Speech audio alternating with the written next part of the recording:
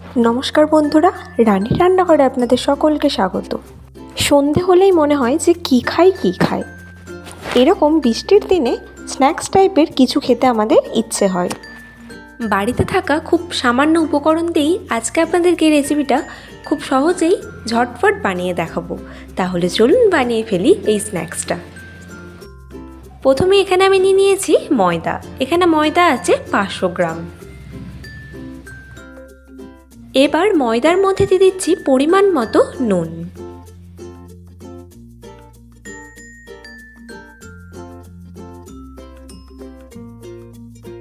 এবার ময়দার সাথে নুনটা ভালো করে মিশিয়ে নেব। এবার ময়দাটাকে ময়াম করে নিতে হবে। তার জন্য এখানে আমি নিয়েছি সাদা তেল। এই সাদা তেল দিয়ে ভালো করে ময়দাটা আমি ময়াম করে নেব।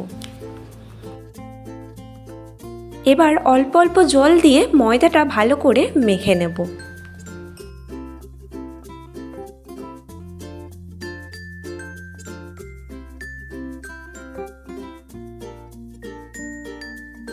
এখানে ময়দাটা মাখতে হবে সাধারণত লুচি পরোটার জন্য যেমন ময়দা মাখি সেরকমই ময়দাটা মাখতে হবে। ময়দাটা মাখা হয়ে গেছে। এবার হাতে একটু তেল দিয়ে এই উপরের অংশটা আমি মাখিয়ে নেব যাতে না শুকনো হয়ে যায়। এবার এই ময়দাটা ঢাকা দিয়ে আমি কিছুক্ষণ রেস্টে রেখে দেব। এবার এখানে আমি 4টে আলু খোসা ছাড়িয়ে জলে রেখে দিয়েছি। এবার এই আলুগুলো আমি গ্রেট করে নেব। এখানে আমি একটা গ্রেটার নিয়েছি। এই গ্রেটারে করে আমি এই আলুগুলো গ্রেট করব না। এখানে আমি একটা ছিদ্রযুক্ত থালা নিয়েছি। এই থালাটা করে আমি গ্রেট করি, এটা করে সুবিধা হয়। আমি এটা করে করছি, আপনারা ওরকম গ্রেটারে করে করতে পারেন। এবার এই আলুগুলো আমি গ্রেট করে নেব।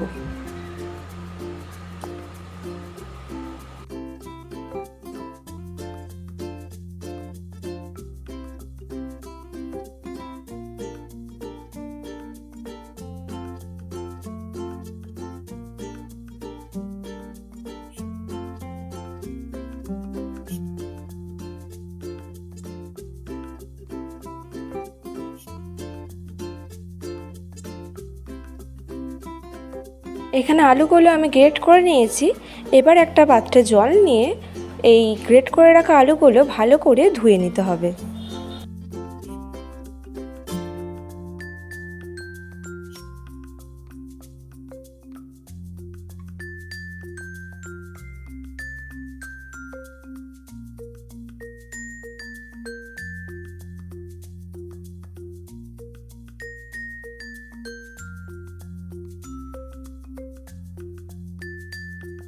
এবার চলুন দেখে নিই আমাদের কি কি উপকরণ লাগছে।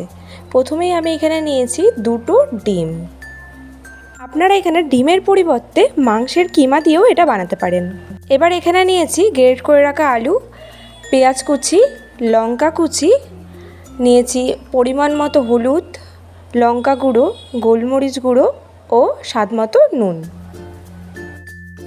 এবার একটা পাত্রে এই সমস্ত উপকরণ আমি একসাথে মিশিয়ে নেব।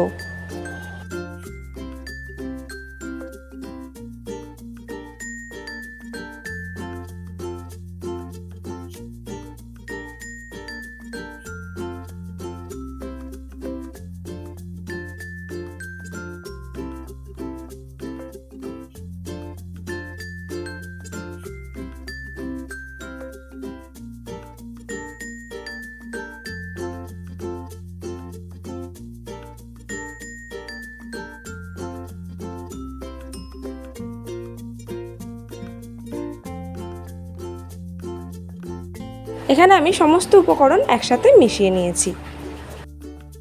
এবার গ্যাসে একটা কড়াই গরম করতে বসিয়ে তার মধ্যে দিয়ে দিচ্ছি অল্প পরিমাণে তেল।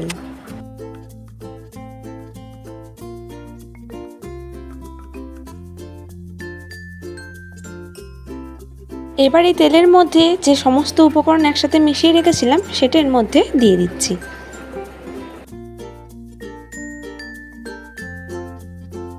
এবার এটা 2 মিনিট এভাবেই নাড়াচাড়া করে একটু ভাজা ভাজা করে নিতে হবে। এখানে এই পুরটা ভাজা হয়ে গেছে। দেখুন এখানে পুরটা একদম ঝরঝরে হয়ে গেছে। এই পর্যায়ে এটা নামিয়ে ফেলতে হবে। এখানে ময়দা মেখে রেখেছিলাম, এই ময়দাটা আমি আবারও হাতের সাহায্যে ভালো করে একটু মেখে নেব। এবার এই ময়দাটা থেকে আমি লেচি কেটে নেব। আমি এখানে পরোটা সাইজে লেচিটা কেটে নিচ্ছি। আপনারা আপনাদের পছন্দ মতো লেচিটা ছোট বড় সাইজের করতে পারেন। এখানে ময়দা থেকে লেচি কাটা হয়ে গেছে, এবার বেলে নেওয়ার পালা।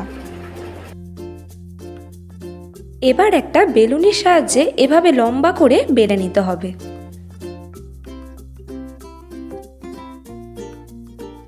আমি এটা ময়দা দিয়ে বেলে নিচ্ছি, আপনারা চাইলে এটা তেল দিয়েও বেলতে পারেন।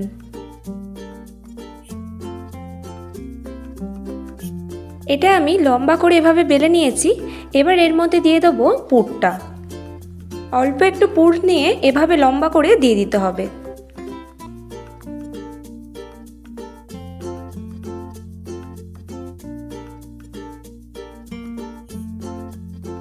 তারপর হাতে একটু জল নিয়ে এর ঠিক ধারগুলো এভাবে দিয়ে দিতে হবে, যাতে না ভাজার সময় খুলে যায়। এবার হালকা হাতে খুব আস্তে আস্তে এভাবে রোল করে ফেলতে হবে। আবারও ঠিক শেষ প্রান্তে এভাবে জল দিয়ে দিতে হবে।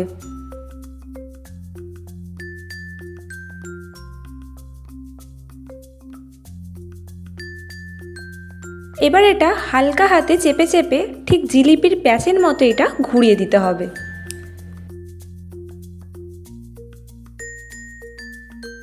এবার এই শেষ প্রান্তে একটু জল দিয়ে এভাবে চেপে দিতে হবে, না হলে কিন্তু ভাজার সময় খুলে যাওয়ার সম্ভাবনা থাকে। এই একইভাবে আমি বাকিগুলোও তৈরি করে ফেলবো। এখানে আমি সবগুলো তৈরি করে ফেলেছি, এবার এগুলো আমি ভেজে নেব। কড়াইয়ে আমি বেশ খানিকটা তেল গরম করতে বসিয়ে দিয়েছি। আপনারা চাইলে এটা অল্প তেলে সেঁকে সেঁকেও করতে পারেন।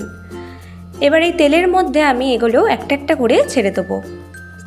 আর একটা জিনিস অবশ্যই মাথায় রাখতে হবে, এগুলো ভাজার সময় অবশ্যই কিন্তু গ্যাসের ফ্লেমটা মিডিয়ামে রাখতে হবে, না হলে কিন্তু ভেতরটা কাঁচা থেকে যাবে।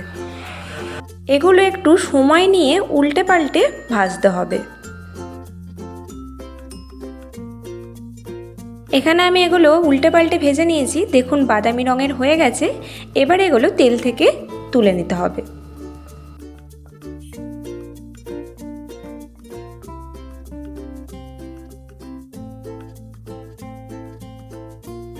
তাহলে বন্ধুরা দেখলেন, ঘরোয়া কিছু উপকরণ দিয়েই খুব সহজেই ঝটপট তৈরি হয়ে গেল মজাদার একটি রেসিপি।